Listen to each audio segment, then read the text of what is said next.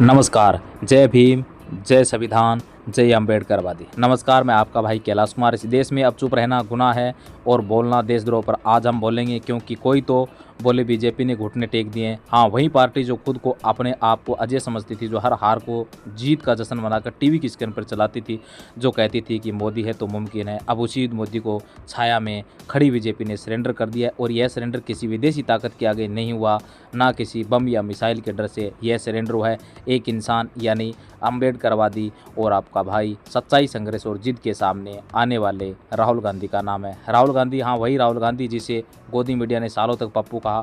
वही राहुल गांधी जो संसद में बोलते थे तो माइक बंद कर दिया जाता था। वही राहुल गांधी जो सड़कों पर चलते थे तो उन्हें गालियां दी जाती थी। वही राहुल गांधी जिन्हें कपड़ों पर चर्चा होती थी, लेकिन उनके विचारों को कभी मंच नहीं मिला। पर आज राहुल गांधी खड़ा है और बीजेपी नीचे। एक राजनीतिक रणभूमि में नहीं बल्कि नैतिकता के युद्ध में बीजेपी ने घुटने पर है। आज मोदी सरकार में हड़कंप मचा है, क्योंकि राहुल गांधी ने वह कर दिखाया को जो कोई नहीं कर पाया। देश को आईना दिखा दिया। मोदी जी, जिन्हें अब तक भगवान की तरह पेश किया गया, आज उन्हीं को जवाब देना पड़ रहा है, क्योंकि एक आदमी का डरा नहीं, झुका नहीं, बिका नहीं। मोदी जी के माथे पर शिकन नहीं थी जब देश में महंगाई रिकॉर्ड तोड़ रही थी, जब अंडानी और अंबानी को खुलेआम देश की संपत्तियां बेची जा रही थी, जब युवाओं से रोजगार छीनकर उन्हें अग्निपंथ के नाम पर ठग लिया गया था, जब किसानों की लाशें सड़क पर थी, जब रेलवे निजीकरण हो रहा था, जब LIC को बेचा जा रहा था, जब भारत माता की असर पूंजी आम आदमी अपने घर से बेघर हो रहा था। लेकिन अब मोदी चुप है। अमित शाह के पास शब्द नहीं है और गोदी मीडिया की भाषा लड़खड़ा रही है। राहुल गांधी और अंबेडकर ने वह सवाल पूछ लिए जिनका कोई स्क्रिप्टेड जवाब नहीं है। बीजेपी ने अब केवल सत्ता नहीं खोई, अपने आप को नैतिकता बल को खो दिया है। राजनीति अब नफरत की भाषा सुनना चाहती है। देश अब जुमलों से तंग आ चुका है। देश अब मन की बात नहीं, जन की बात सुनना चाहता है। और यही बात राहुल गांधी ने और अम्बेडकरवादी ने सुन ली। उन्होंने कोई टीवी चैनल पर नहीं खरीदा, उन्होंने कोई भक्त फैक्ट्री नहीं खड़ी की, उन्होंने केवल भारत की मिट्टी को छुआ, लोगों के पसीनों को महसूस किया, मजदूरों की पीठ पर हाथ रखा और गरीब के आंगन में बैठकर रोटी खाई। जब कोई नेता खुद भूखा चलता है तो उसकी आवाज़ में सच्चाई होती है। राहुल गांधी ने भारत जोड़ो यात्रा से विश्वास कमाया। वह अब वोट बैंक में बदल चुका है। हर गांव, हर मोहल्ले, हर चाय की दुकान पर एक नई हवा है।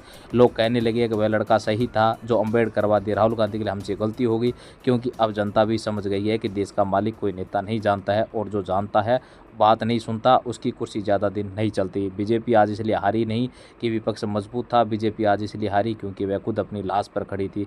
लोकतंत्र को मारा, अब उसका भूत उनके पीछे पड़ गया है। इस हार से पहले बीजेपी जीतते हुए भी डरी हुई थी, क्योंकि उन्हें पता था कि झूठ की उम्र ज़्यादा नहीं होती। उन्होंने ऐड CBIT ईंट को तलवार बनाकर चलाया, पर तलवार कब तक कमज़ोर हाथों में खुद को ही काट लेती है।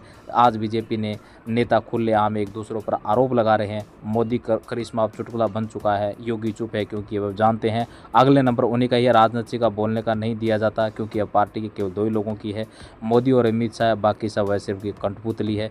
लेकिन इस बार इन कठपुतली ने भी तंग आकर धागा तोड़ दिया है। आज अगर कोई असली नेता दिखाई दे रहा है तो वह राहुल गांधी है, क्योंकि उन्होंने यह साबित कर दिया है कि राजनीति का मतलब सिर्फ कुर्सी नहीं होता, राजनीति ज़मीर से होती है। और बीजेपी के पास अब ना ज़मीर है और ना ज़मीन। अब गोदी मीडिया चाहे जितना छटपटाए, चाहे जितना बहस करवाए, अब TRP से भी कोई फर्क नहीं पड़ेगा, क्योंकि जब पेट भूखा होता है तब टीवी की बहसें झूठी लगती है। और देश अब भूखा है, इंसाफ का भूखा है।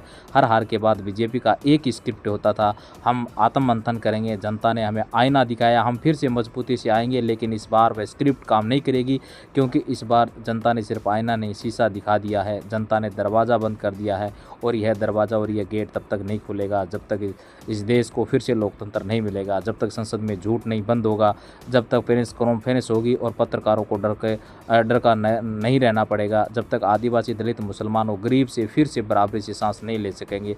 अम्बेडकरवादी बीजेपी आज इसलिए झुकी नहीं क्योंकि राहुल गांधी कोई जादूगर है, वह झुकी क्योंकि उसकी जड़ें सड़ चुकी है, क्योंकि घमंड की कोई वैक्सीन नहीं होती। और राहुल गांधी ने पूरे देश को यह सिखा दिया कि सवाल पूछना सबसे बड़ा राष्ट्र धर्म है।